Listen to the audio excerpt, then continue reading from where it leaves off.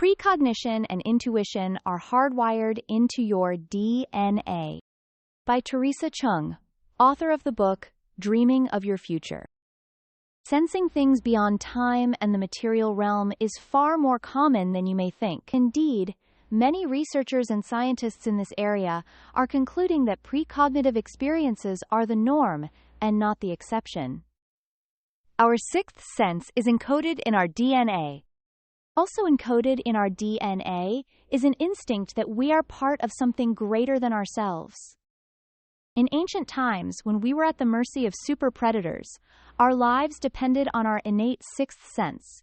But the march of industrialization, technology, and rationalism has made us forget how to use it. We place our physical senses on a pedestal, as if they create our experience of life, but this could not be further from the truth. What you believe matters. We create the world through our invisible senses. Precognition is an instinct within everyone, and we all can remember and activate it. The problem is the barrier of doubt and fear that has built up over the centuries and made us mistrust it and therefore ourselves. Research strongly indicates that those who believe precognition is real are far more likely to have accurate precognitions than those who doubt it. The clear message here is that you dramatically increase your chances of having precognitive experiences if you believe in precognition, or at the very least keep your mind open to the possibility. Precognitive personality characteristics. Although belief in precognition is by far the most dominant characteristic of people who have accurate precognitions, certain other characteristics have come to the fore in studies. I'll share them here because they are intriguing, but do bear in mind that the association is slight. They are just potential indicators from small rather than large-scale studies and are by no means written in stone. There seems to be no bias when it comes to gender differences and precognitive accuracy, although some preliminary data suggests that hormonal changes in women may impact their precognitive performance. One leading characteristic to emerge is an adventurous approach to life, which means being open to new experiences. A seeker of knowledge who believes change, rather than routine, is the spice of life. There could be a connection between accurate precognition and extroversion, assertiveness, and sociability. Rest assured, though, if you are, like me, more of an introvert who values your quiet, that there really is not enough evidence yet from research to suggest a one-size-fits-all precognitive personality type. Tentative research suggests a link between sixth sense and being born into a spiritually/religiously inclined family, as well as childhood trauma, autoimmune disorders, and being left-handed. There is a demonstrable link between unconditional love for yourself and precognitive experiences in dreams and waking life. In other words, self-compassion and self-respect are key in both your precognitive dream work and your life. Over the decades that I have been collating true life stories about precognitive experiences, I have noticed that many people who contact me fall squarely in the introvert category. I have also noticed, in my non-scientific analysis of data sent to me, that many of these individuals are empathetic, compassionate, and creative people who would probably score high on the highly sensitive person scale, a scale that psychologists use to identify people with highly sensitive traits, namely empathy, intuition, and creativity. Sensitive souls. According to psychologists, around 20% of people identify with highly sensitive personality traits. They live their lives constantly alert to what they can't see or explain rationally, but that they sense empathetically and intuitively, aka precognitively. This doesn't mean the remaining 80% are a lost cause. It just means there is a spectrum of sensitivity. Even those labeled insensitive experience times in their lives when their innate sensitivity is activated, typically by acute stress or loss.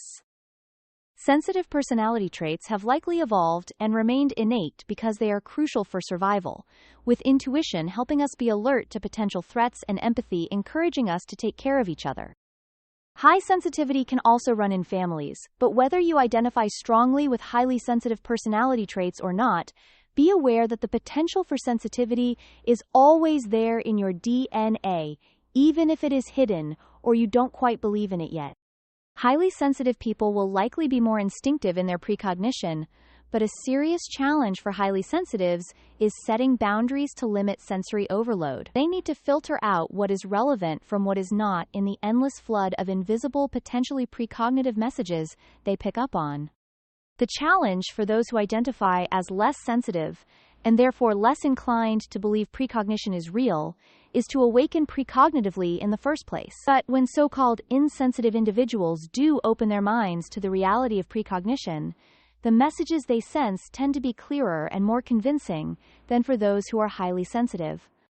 In a nutshell, whether you consider yourself highly sensitive or not, whether you believe in precognition or not, you can still awaken precognitively. You just need to approach your precognition training in a different way. The game changer for everyone, especially those who consider themselves to be insensitive, appears to be meditation. Inner calm. When the brains of people who say they are not precognitive are studied, it seems that the parts of the brain associated with being highly sensitive, in the right hemisphere, don't light up in the same way they do in those who are more open to precognition. But when a simple course of daily meditation is followed for at least 3 weeks, those precognitive brain parts do start to ignite with greater intensity. Research on monks shows that there is a correlation between the number of years of regular meditation and precognitive brain activity. This is incredibly helpful research to know about if you are skeptical and want to find a way to start trusting in and activating your own precognitive potential. A course of daily meditation might just do the trick. While meditation, or calming your mind, sounds simple, it can be anything but, as our minds have a natural tendency to roam. That's a great thing, as mind wandering is often the door to precognitive insight, but only if you know how to notice and then observe that insight. That's where meditation comes in. It helps you detach from your thoughts without judgment so you can notice whatever precognitive guidance and feelings arise. Not only does meditation activate the creative parts of your brain, but it can also boost your concentration and problem-solving abilities. Students who meditate regularly are more likely to graduate. Other studies show that meditation can change how your mind works and help you deal more calmly with stress. More reasons why it is so good for your precognition training, as stress and poor concentration are precognitive roadblocks. If meditation doesn't come naturally to you because your mind is constantly preoccupied, you are not alone. Many people struggle with meditations. I struggle with it, and the reason for my struggle is that I tend to focus too much on the end goal of clearing or calming my mind and not on the experience itself. I constantly need to remind myself that meditation isn't the absence of thought, as thoughts never cease to flow, but rather it's being aware of those thoughts, but not identifying or interacting with them. It isn't zoning out of your thoughts or controlling them or stopping their endless stream in your mind. It is observing them, watching them flow past, without interaction, expectation, or judgment. Compare it to sitting beside a stream and simply watching the movement of the water as it flows by. There is no right way to meditate. You are strongly advised to meditate every day. It's a key part of your precognitive boosting action plan, but don't panic if it feels like another item on your to-do list, as it need only take a few minutes. You'll find a bewildering array of meditation techniques out there, many of which make it sound far more complicated and time-consuming than it is. Experiment if you like, but if you find yourself forcing or straining for results, please stop. There really is no right way to meditate. If you are new to meditation, just think about it as your time to recharge. You plug your phone in every day to recharge, so do the same for yourself. You don't need to set aside acres of time or go on a retreat or learn complicated techniques. You can meditate effectively in under 2 minutes. Give it a try now. Your daily meditation. Simply set a timer for 2 minutes and then find somewhere safe and quiet where you can sit comfortably. Now close your eyes gently and observe your thoughts and feelings without judgment or interaction.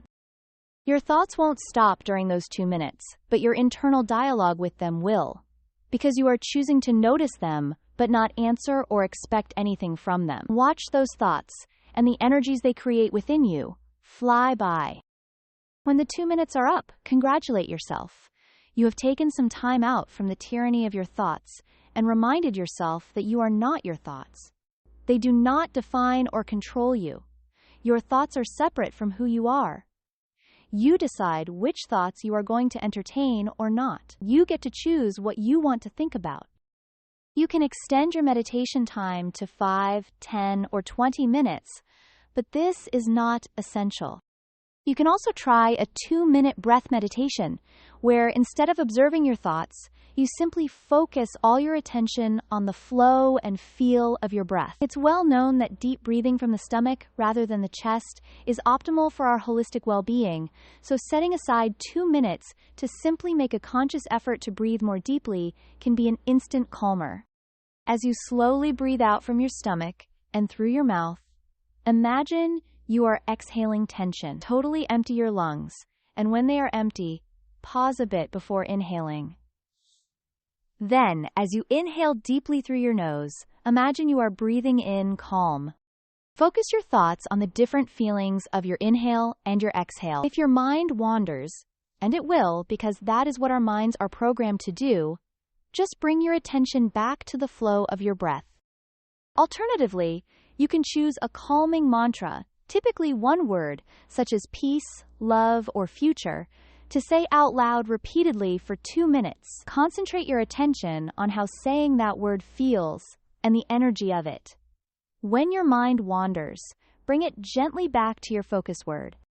During your meditation time, you can also make use of ambient sounds, gentle music, or calming essential oils known to boost dream recall, such as lavender and frankincense. Find whatever calming combination works best for you. This video is based on the article by Teresa Chung, published on InnerSelf.com. She is the author of the book Dreaming of Your Future. Please subscribe to our YouTube channel and remember to visit us at InnerSelf.com, where new attitudes are formed for new possibilities. New articles and videos are published daily and the magazine on Sundays.